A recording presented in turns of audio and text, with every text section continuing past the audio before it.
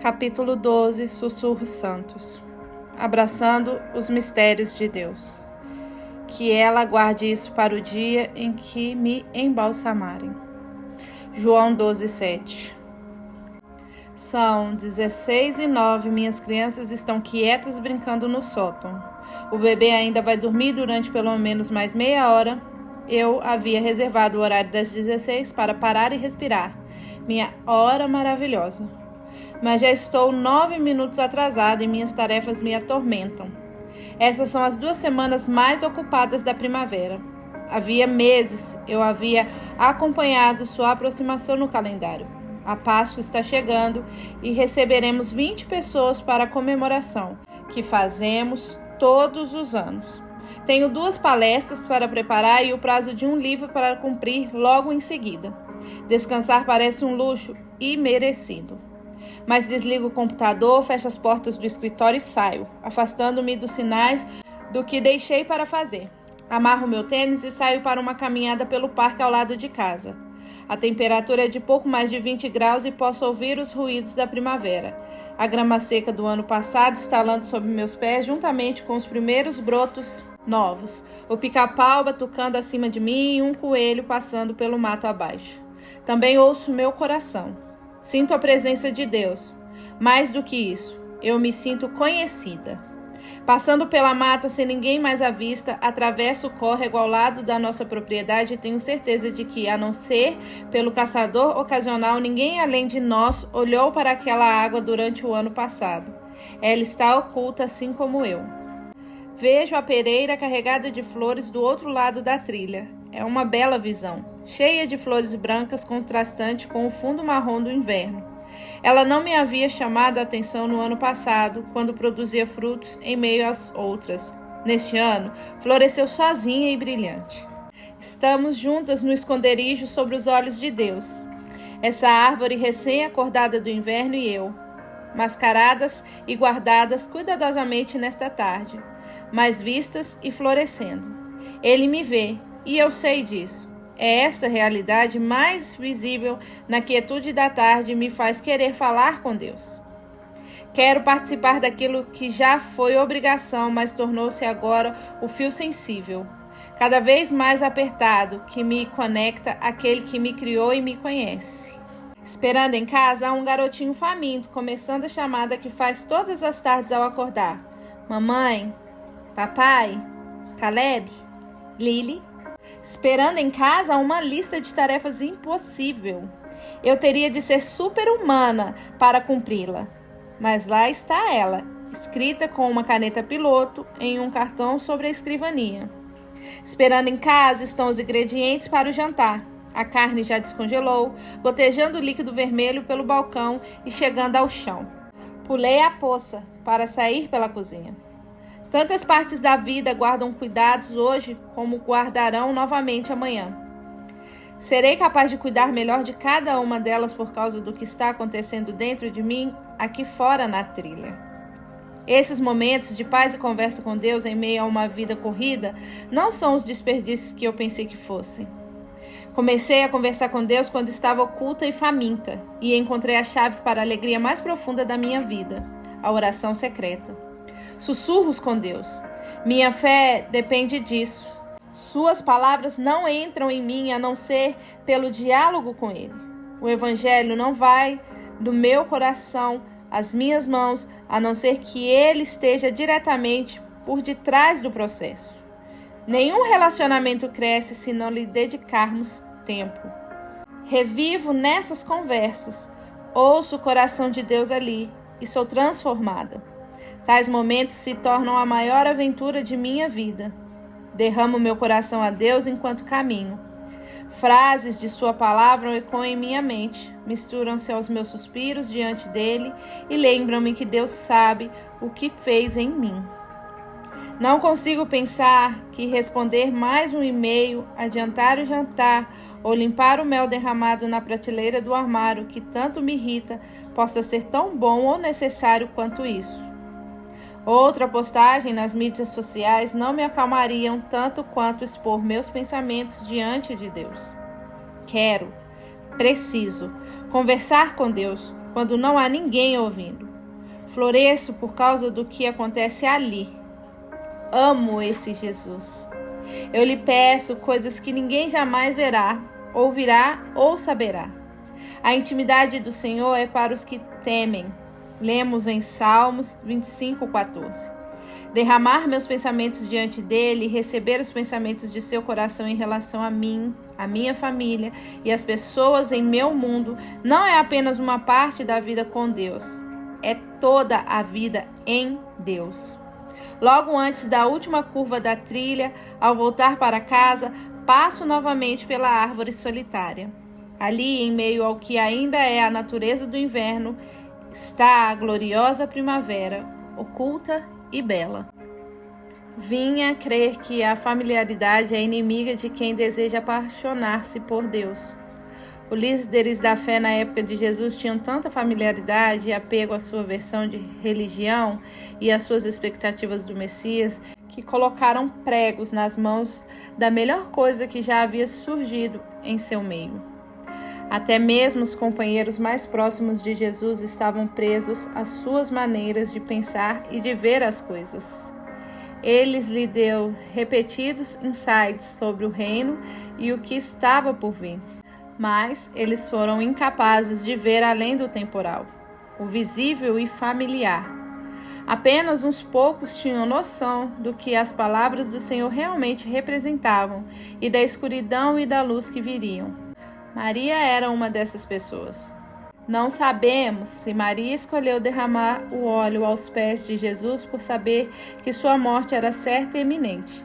Sabemos que Maria estava mergulhada nas tradições de sua cultura, inclusive o respeitoso ritual de ungir os convidados de honra e a unção dos mortos em preparação para o sepultamento. Maria teria certamente conhecido ambos os rituais e as expectativas culturais relacionadas a eles. Que ela guarde isso para o dia em que me embalsamarem, disse Jesus a respeito de Maria e de seu óleo perfumado. João 12:7. Suas palavras sugerem que Maria compreendia o coração e o futuro de Jesus de uma forma que apenas aqueles que têm intimidade com Deus são capazes de compreender. A conexão de Maria com Jesus era tanto particular, amor derramado, quanto pública. Em breve, o Filho de Deus deixaria sua humanidade, a humanidade que ele assumira em favor de todos ao redor daquela mesa, por Maria e por seus descendentes até a eternidade.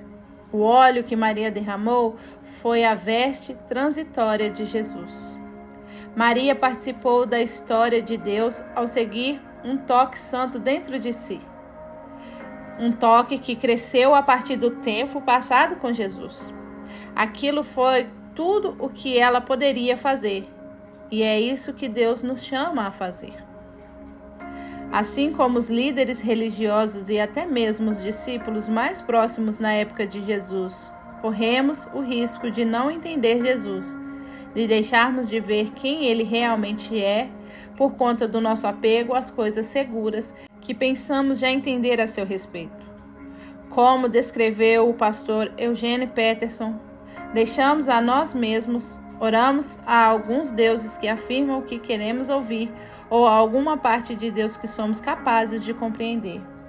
Mas é essencial que falemos com o Deus que fala conosco. Nós nos permitimos cair em uma familiaridade entorpecida com o que já experimentamos de Jesus. As passagens de sua palavra com as quais gastamos mais tempo, as verdades a seu respeito que somos capazes de entender e explicar. Amarramos tudo o que nos é familiar e chamamos o resultado de Deus. E quando oramos com esse senso de familiaridade, ao invés de ficarmos atentos à maneira como a realidade divina confunde nosso entendimento humano, acabamos por simplesmente esperar confirmações daquilo que já sabemos. É aqui que as orações ficam mornas e nos levam a buscar outras aventuras. Mas Deus nos traz de volta a acessibilidade simples da oração, o alicerce de nosso relacionamento com Ele, e nos convida a orar como crianças maravilhadas. um avião no céu é um carro que pula para o meu filho de 2 anos e meio que está apenas começando a compreender o mundo.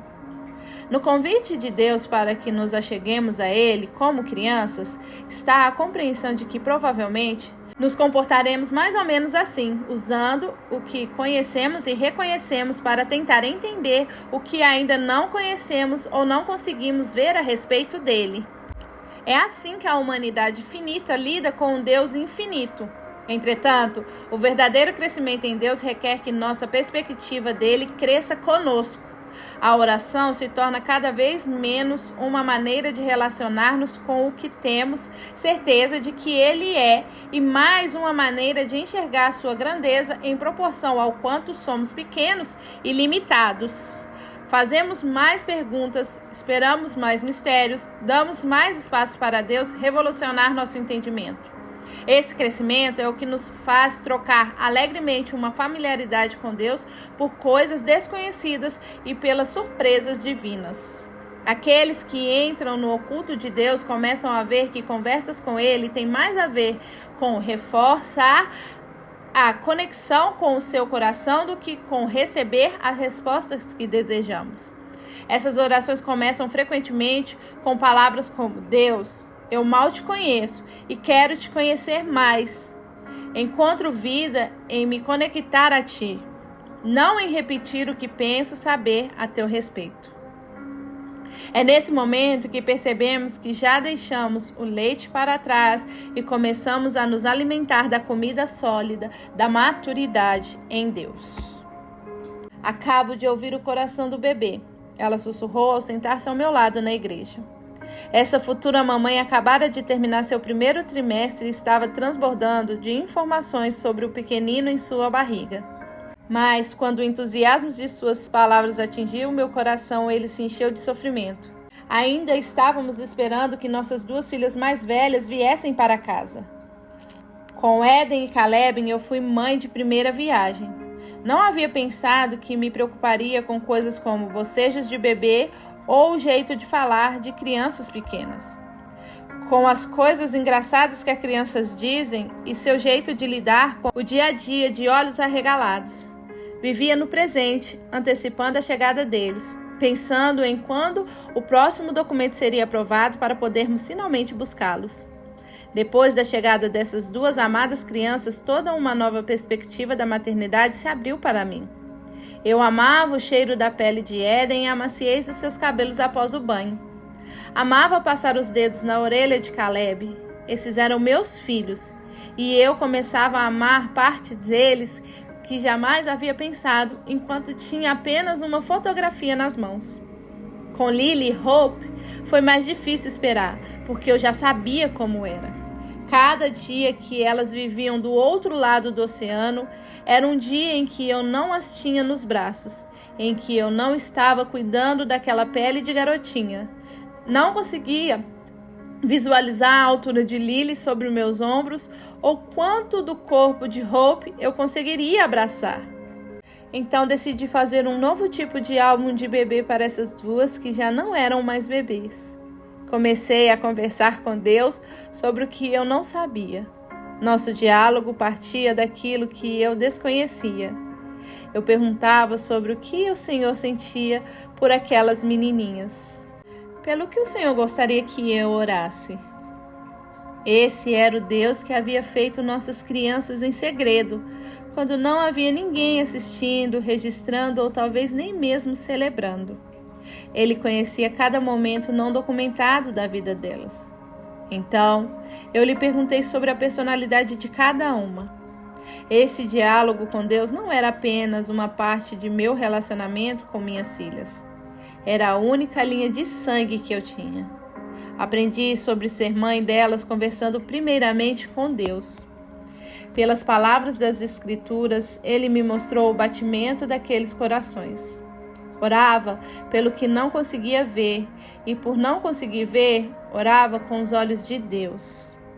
Lily e Hope estavam passando as noites em quartos lotados, cheios de camas e sem ninguém para lhes dar um beijo antes de dormir. Eu estava em outro continente, clamando a Deus por oração que eu deveria fazer sobre elas. Orava as palavras, as suas promessas, os seus planos para as minhas meninas. E à medida que orava por crianças que nunca havia visto, eu desenvolvia uma nova profundidade de relacionamento com Deus.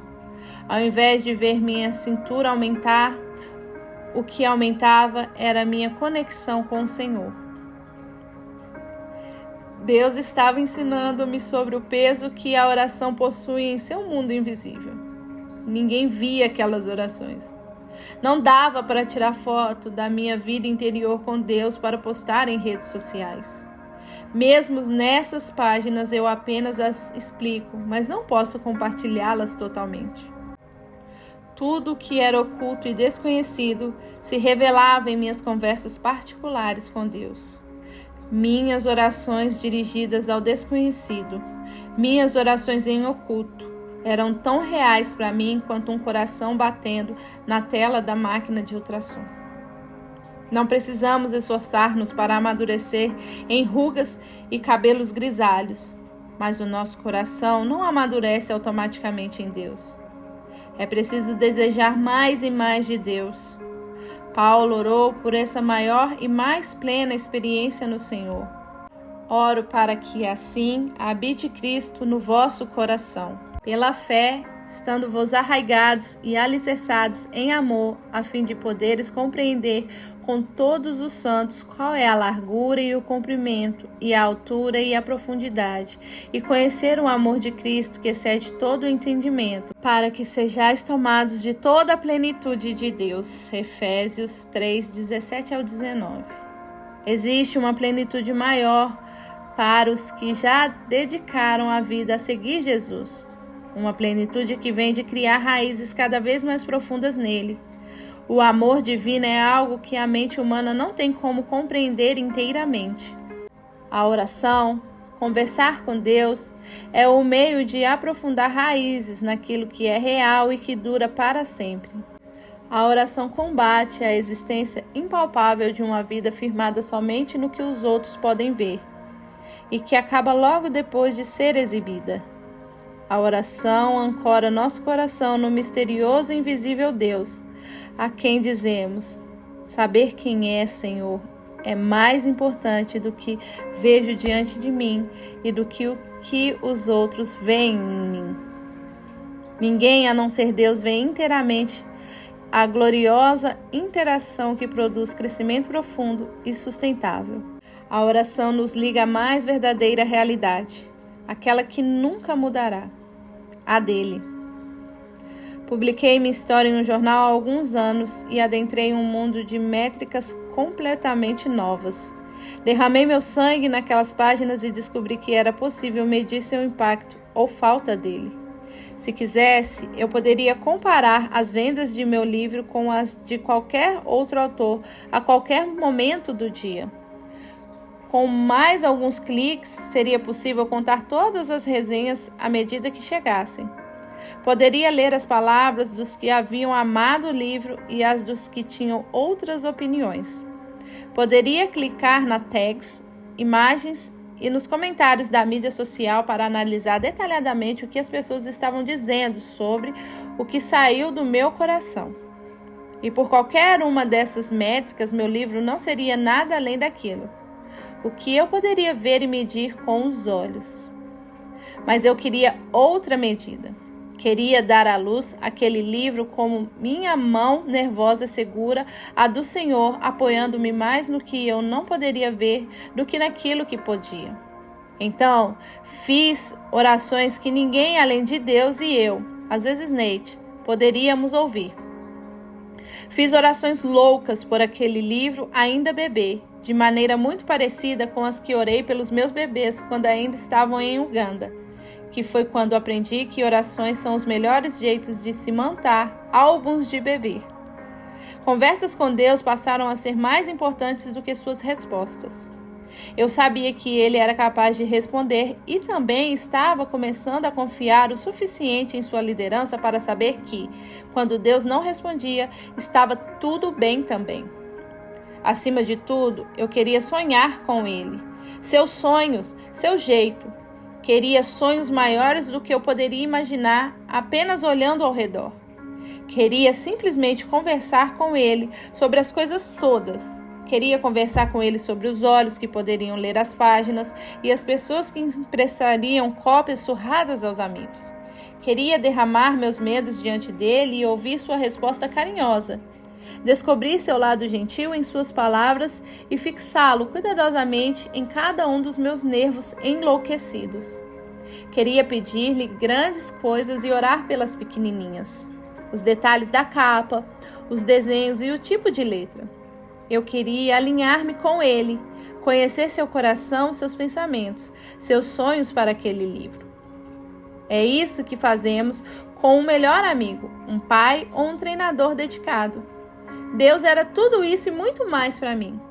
Eu queria conhecer toda a natureza divina em oração e não apenas ler sobre ela nas palavras de seu livro. Queria vê-la brotar em toda a minha própria história. Foi isso que eu fiz e foi o que ele fez. Eu orava, chorava, falava, derramava-me e me preocupava em voz alta na presença do Senhor. E ele piscava, exatamente como meu pai no sonho. Deus piscava. Ele respondia de maneira que eu não teria enxergado se não tivesse orado a respeito delas. A oração me deu condições de notar o Senhor. Algumas daquelas conversas internas com Deus ocorriam enquanto por fora eu enfrentava olhares críticos, olhos que me faziam querer desistir e nunca mais escrever mais uma palavra sequer, porque dói demais correr aqueles riscos criativos. Mas o que fazia prosseguir é a existência daquele segundo roteiro, o mais importante. Primeiro, poderia ser: Sara publicou um livro salpicado de fotos, de capa bonita e de histórias sobre como pessoas haviam sido tocadas pelo texto. Porém, o segundo roteiro tem um título que não posso compartilhar nem mesmo aqui, ou talvez perca sua importância e beleza. E a maior parte das imagens que atravessam minha mente ao escrever sobre ele precisa continuar apenas entre mim e Deus. Eu precisava do segundo roteiro para ser capaz de deixar o primeiro. A piscadela de Deus vem quando cremos que Ele é capaz de entrar carinhosamente e sabiamente em nossa história. Vem quando cremos que Ele quer entrelaçar sua história com a nossa e nos contar nossa própria história do jeito dele. Oração é isso. É ir até Deus, abrir sua palavra, esperar seu sussurro e conversar com Ele, sabendo que há uma miríade de facetas divinas a serem exploradas. Oração é penetrar profundamente no solo de Deus e esperar ser alimentado de maneira praticamente imperceptíveis aos olhos humanos. Deus nos fez em segredo, crescemos em segredo, mas esse espaço secreto não é um vazio. Ele está no secreto, conosco, e é ali que crescemos e nos aprofundamos. Pouco tempo depois de ter começado a trabalhar com o Ministério de Adolescentes em tempo integral, logo após terminar a faculdade, fiz minha primeira pregação do Evangelho em uma cidade nova para um auditório cheio de adolescentes suados vindos da cidade toda. Enquanto eu falava, a maior parte daqueles 200 jovens olhavam sem expressão para mim.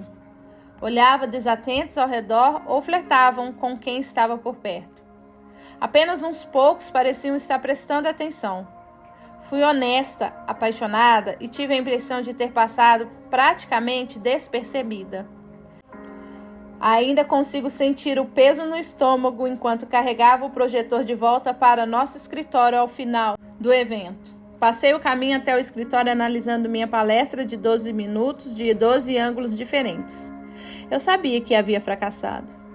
Semanas depois eu ainda ficava vermelha ao pensar sobre aquilo. Nunca mais, prometi. Trabalharia 10 vezes mais da próxima vez para garantir que não faria mais nada estúpido ou perderia tempo repetindo palavras que não seriam recebidas. Aquela palestra foi sobre mim e não o conteúdo da mensagem. Eu não havia parado para pensar aos 22 anos de idade que o poder de Deus e não minhas palavras seriam capazes de transformar um coração ou que os frutos viriam se eu esperasse no Senhor ao invés de confiar em minha oratória perfeita. Então trabalhei duro para aperfeiçoar minha palestra, porque não queria mais sentir a vergonha da vulnerabilidade. Não me passara pela cabeça que Deus usava coisas tolas para fazer seu nome conhecido. Eu só queria não me sentir tola, nunca mais. 15 anos mais tarde, estava fazendo outra palestra. O tema era a paixão de buscar a Deus em meio à vida familiar. Já havia falado em público muitas vezes àquela altura, sem ter me livrado completamente do medo de terminar uma preleção e saber que havia falhado. Havia orado por semanas durante aquela conferência, pedindo a Deus que me livrasse do medo de falhar, do medo de dizer algo errado ou errar sua direção e acabar passando vergonha. Muito tempo já se passara desde meus 22 anos, mas ainda existia aquele medo arraigado enquanto me preparava. Depois da palestra, desci do palco, conversei com algumas pessoas e voltei para o carro com Neide. Eu me sentia cada vez mais atraída pela invisibilidade após a intensa exposição relacionada à publicação de meu livro. Queria voltar àquelas conversas secretas com Deus. Queria viver oculta, não obstante o quanto mais aparições públicas e o livro me expusessem. Ao entrar no carro com Neide naquela tarde nublada, meus pensamentos começaram a voltar-se para a vergonha. Contudo, ao invés de permitir que eles me direcionassem, perguntei a Deus: o que o Senhor achou? E a frase que veio ao meu espírito foi: aquilo foi sobre nós. Deus me disse o que eu já sabia, mas precisava ouvir outra vez. Minha história com o Senhor é a história mais significativa. Seus olhos sobre mim e sobre os detalhes de minha vida são a fonte de onde me vem tudo mais. Seja dobrando roupas ou falando em um palco, minha interação com Deus sempre tem a ver com buscá-lo e ser buscada, vez por vez. Todo o resto é supérfluo. A oração, essa interação interna com Deus, é onde tudo acontece. Debaixo do nível do solo, criando raízes mais profundas nele e, finalmente, chegando à maturidade.